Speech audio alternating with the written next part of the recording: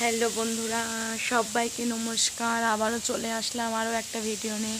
এই দেখো আজকের ওয়েদারটা দেখো, সকাল থেকে মেঘলা করে রয়েছে, হালকা হাওয়াও দিচ্ছে। গতকাল রাত্রিরে ঝড়ও উঠেছিল, অনেকটাই জোরে হাওয়া দিচ্ছিল। আজকে সকাল থেকে রোদ্দুর উঠছিল না, এই মাত্র সবে মাত্র একটুখানি রোদ্দুরের দেখা দিয়েছে। তোমাদের বাড়ির ওখানে ওয়েদারটা কীরকম, রোদ্দুর উঠেছে কিনা, কীরকম ঠান্ডা আছে অবশ্যই জানি। চলো আমি বড় মেয়েকে দেখাই। বকি বকি, এই দেখো বকি মা এখানে একা একাই খেলছে। ওই যে বাবুকে নিয়ে ওর বাবা ঘুরছে বাইরে। বকুমা একা একা খেলছো? আমার বড়কি মা এখন একা একাই খেলছে। গত 7 দিন ধরে ঠাকুমা দাদু নিজের বাপের বাড়ি ঘুরতে গেছে, নেই। আমার বড় ধরে রয়েছে, ওর এখন স্কুল ছুটি আছে, ওর ভাড়া আসছে, ও বেরোতে পারছে না, যেতে পারছে না কোথাও। ছেলেকে আর মেয়েকে দেখতে হবে, আমি এদিকে রান্নাবান্না করব ওই কারণে।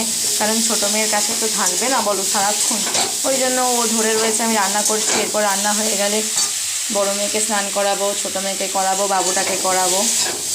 তারপর সংসারে অনেক জামা কাপড় ধোয়া থাকে, কাজ থাকে, ঘর মোছা, বাসন মাজা, রান্না করা, সবটাই আমাকে একা হাতে করতে হয়। ও বাচ্চাগুলোকে ধরে রয়েছে, ও বাইরে বেরোতে পারছে না, ওর কোনো কাজেও দিতে পারছে না। গত 1 সপ্তাহ ধরে ওনারা বাপের বাড়ি রয়েছে।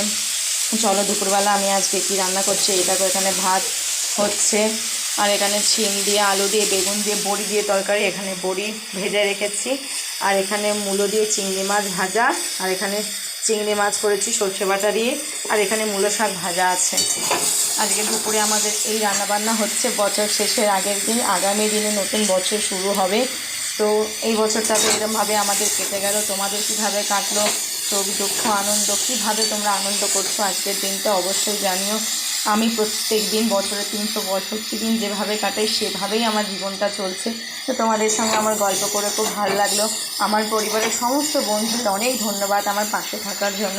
আমিও যতটা সামর্থ্য পারবো সবার পাশে থাকবো, সবার সঙ্গে বন্ধুত্ব করব, অবশ্যই সবার পাশে থাকবো সর্বক্ষণ। তো আমি তো এখন এই শিম আলু বেগুন বড়ির তরকারি করব। এরপরে এই দেখো এখানে আদা রসুনের পেস্ট আছে, আর পেঁয়াজ কুচি আছে। পেঁয়াজটা ভেজে নেব এই আলু ভাজার সঙ্গে। তারপর আদা রসুনের পেস্ট দিয়ে দেবো, ধনের গুঁড়ো, লঙ্কার গুঁড়ো, জিরের গুঁড়ো, পরিমাণ মতো হলুদ, পরিমাণ মতো লবণ দিয়ে ভালো করে তরকারিটাকে কষিয়ে নেব। কষানোর পর যখন সব সবজি সেদ্ধ হয়ে যাবে, নামানোর আগে ধনেপাতা, গরম মশলা, একটুখানি ঘি দিয়ে দেবো, আর অবশ্যই একটু চিনি দেবো।